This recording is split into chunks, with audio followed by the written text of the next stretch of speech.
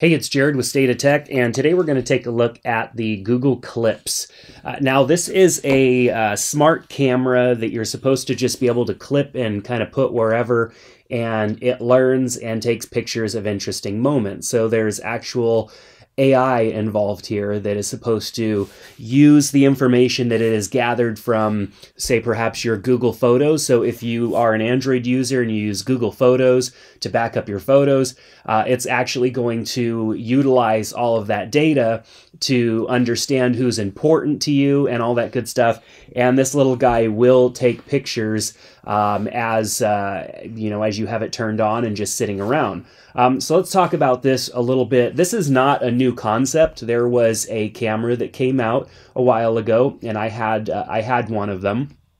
And I would wear it around and try and see if I could get cool photos and stuff like that out of it. And it just wasn't a very decent product. Now, granted, it constantly captured photos, and so it was just hoping for an interesting moment, whereas this camera actually doesn't take photos or motion images until it finds something interesting. So it's actually looking for interesting moments to happen, and usually that's around people that would be in the scene that you've taken photos of before, maybe with your phone or something like that. So that's kind of how this camera works. Now, there's no information that I've been able to find on the web about how many megapixels this is. It produces images in a couple of different ways, so it's really a little bit challenging to figure that out. And I don't really necessarily think it matters, because the use case for this, it's producing a large enough of an image for what I typically would use the image for, which would be like sharing it to social media or something like that. So outside of I guess including its little case, it's about 50 millimeters in height. That's what's advertised. It has a 130-degree field of view and an f2.4 aperture lens on it. It's very simple to operate. You just simply rotate the lens to turn it on, and it is ready to go. You can see the lights kind of turn on here, and then it's ready to go, and it's working. Now, it needs to be connected to your phone. So I have a Google Pixel 2 XL here, and it will work with, it should work with pretty much any any phone that's on Android that would have version 7 or newer on it. So I've only tested it on my Pixel 2 XL, but I know people that have this and are using Samsung phones and whatnot, so you shouldn't have any problems with it. So what I found interesting about this is that it does look for opportunities to capture images, so it's not just doing it all the time. I definitely like that about it. I like the fact that the clip kind of doubles as a stand, so I can kind of set it down here, and it can just sit. And then it also is a clip, and it doesn't matter which way you rotate it, it's going to automatically kind of recognize that it's been rotated, and so your photos aren't going to be upside down. What's cool in the app is it also tells you when it's kind of off axis, so that way you can make sure that your images are nice and square. So with the clip, I could clip this on my jacket and just kind of walk around. I could clip it on pretty much anything, maybe in my house, and just position it so that it's capturing photos. And then, I found it most useful actually to not use it in the Google case, but actually there's an Incipio case that you can get, and Google actually sells this on their website. And then if you pair it with maybe, say, this little Manfrotto tripod here, this I think it's called the MT Pixie B.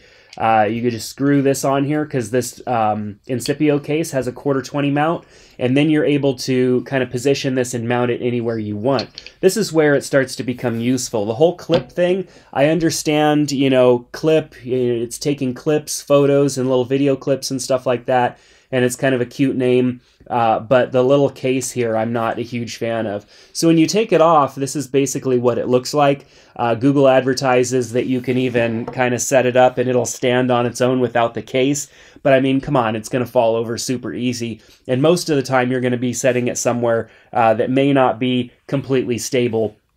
So setting it in that position, I think, is kind of ridiculous. So with this Incipio case, you slide it in here. It actually has a cutout for the charger, which is nice. The case that Google provides does not, so that's kind of a bummer because you have to literally remove it in order to charge it. And the charge lasts okay. I mean, if you're going to let this run for a while, it's definitely going to take a bit of battery life. So with this Pixie case and this Pixie stand in this Incipio case, I can angle it at any angle that I want, set it pretty much anywhere that I want, and this actually makes it usable.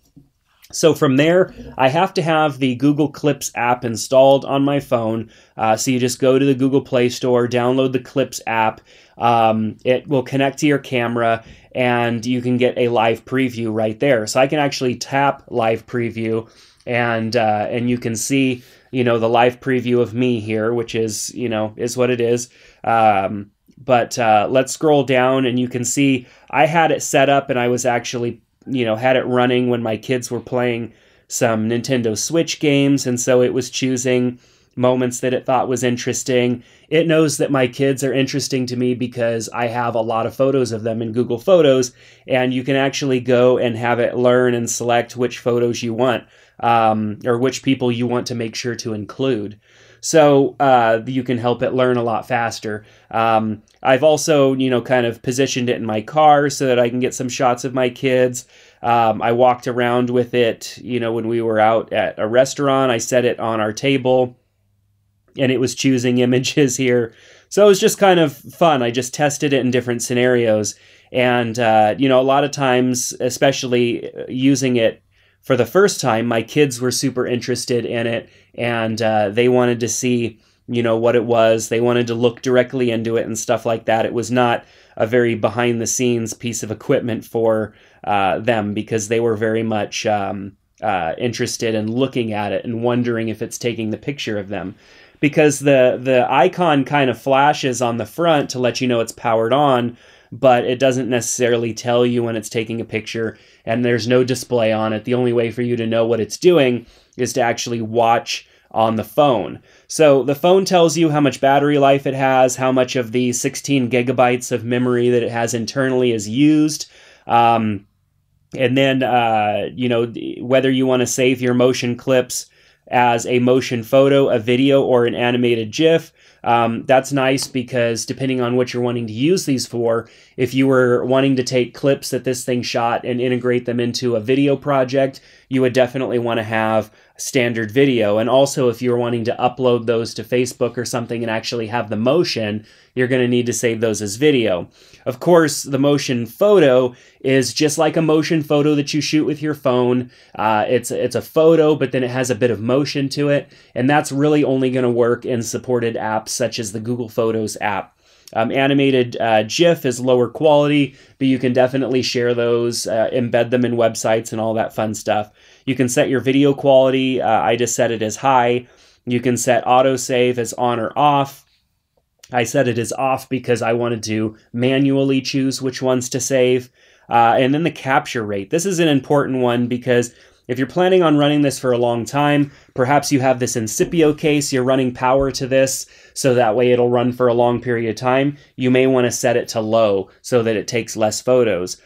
Or you can set it to high, but it's going to fill up the memory on the card faster. And to my understanding, it will just simply run out of space. It's not going to delete any photos to make room for more. You will have to go in and kind of have it do that. This might be where you'd want to have autosave on just in case. The anti-banding, this is good because depending on the frequency of your lighting, you may get flickering in those video clips or those motion JPEG type of clips. You can go here into familiar faces and update. You can see here I have it connected to my Google account. It shows the last time that it did an update so that it can learn from photos that I took. That's an important thing to run because that really gives the camera the information that it needs so that it can determine what's interesting and take more pictures. So I've been, kind of impressed with it, but also let down with it. So let me talk a little bit about that. The camera itself is pretty neat. It's definitely a cool piece of tech. It's just, you have to really think about how you're going to utilize that in your life. Now, if you have maybe small children, or an animal or something like that, a little setup like this would be fun because you can set it up and position it however you want. So you just take it, push in the little button on the side and kind of point the camera wherever. You can use your phone to get the angle properly set and, you know, have the shot composed. So maybe your kids are playing and you can just let it go and it's going to grab some cool shots. This way you can play with your kids, you can interact with your pet or do whatever you're going to do without having to take your phone out. I mean, how many times are we taking ourselves out of the situation so that we can get a shot? I mean, it's kind of annoying. I think, you know, we're missing out on a lot of what's going on around us because of that. So something like this could alleviate it. Although you could simply set up your phone on a little thing like this and set it to a, you know, maybe a time-lapse mode or something like that where it takes a photo every 10, 15 seconds. That could be an opportunity as well. But something like this is definitely cool where you can just kind of set it and forget it for a little while and then come back and see all the shots that it was able to get.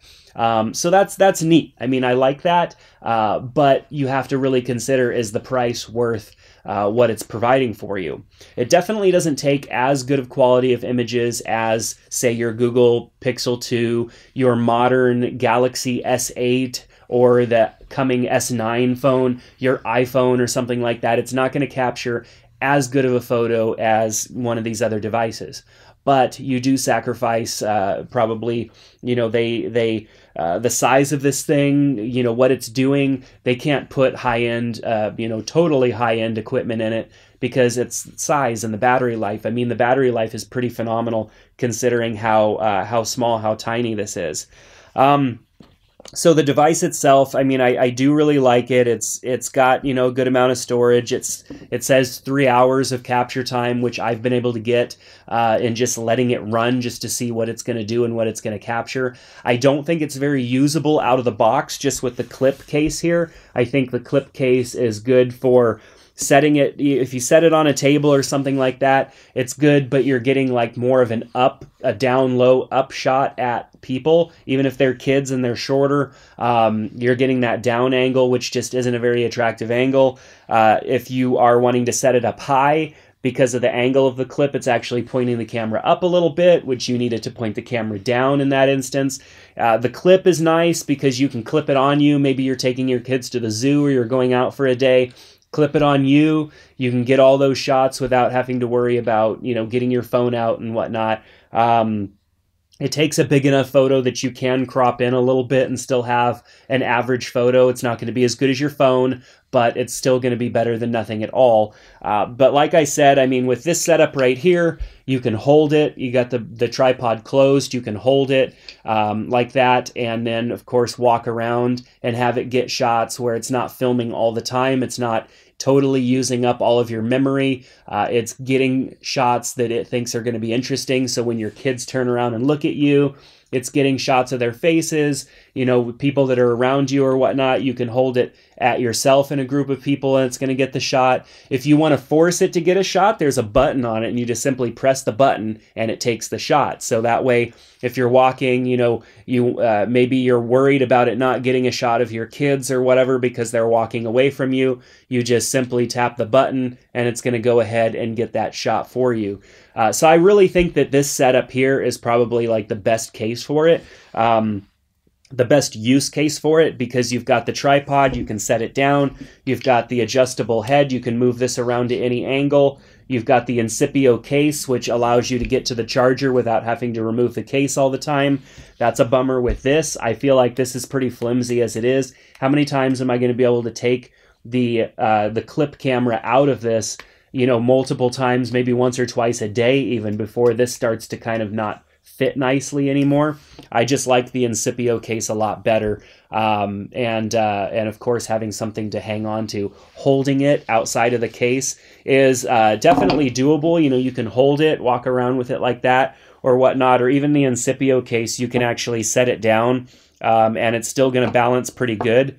I mean, as you can see here, like it balances just as well as it would in this little case. But you get that 1/4-20. It also adds a little bit of weight at the bottom, so that way it's going to be more stable. There we go. And then, of course, you get that camera mount. And you can use that 1/4-20 photography mount on pretty much any accessory, like a clamp or, you know, something more sturdy. There's lots of options, but I think this is one of the best options here. So who's the Clips camera for? I think it's for the busy parent that wants to capture moments of their kids but can't have their phone out, doesn't want to have their phone out all the time, and would rather just get, you know, some hopeful good shots of their kids playing, interacting, whatnot. Maybe you have a pet and you want to interact with your pet. You want to get photos of you and your pet playing, but you don't want to have to do selfies or whatever, or miss those opportunities. It's also a good camera just to kind of let sit. Maybe your kids are playing in the living room, you're in another room. You can always check in on them with your phone. Of course, you have to be within a reasonable distance of it to have the live preview work. But nonetheless, you know, that's still very doable. I think it's a good product. I think it's a little misunderstood because people aren't quite sure what it's doing, what it's capturing, and how it works. I do think that it is a unique product. It's something that if you're constantly missing photos because you aren't picking up your phone, you'd rather be interacting, you're never in the photos, and you want to be in some photos for once, something like this is a great option for you. So I'll put some links in the description below to these accessories so that you can check them out. They're all stuff that I got off of Amazon, and they're pretty inexpensive accessories to have for a product like this. If you have any questions, ask in the comment section below. Also, let me know what you think about this camera. Is it kind of gimmicky? Is it super useful? Do you have one? What are your thoughts? Let me know. I'd love to hear more. Definitely click on that subscribe button and that little bell next to it if you want to be notified when we put out new videos. Until then, have fun with your tech, and we'll see you next time on State of Tech.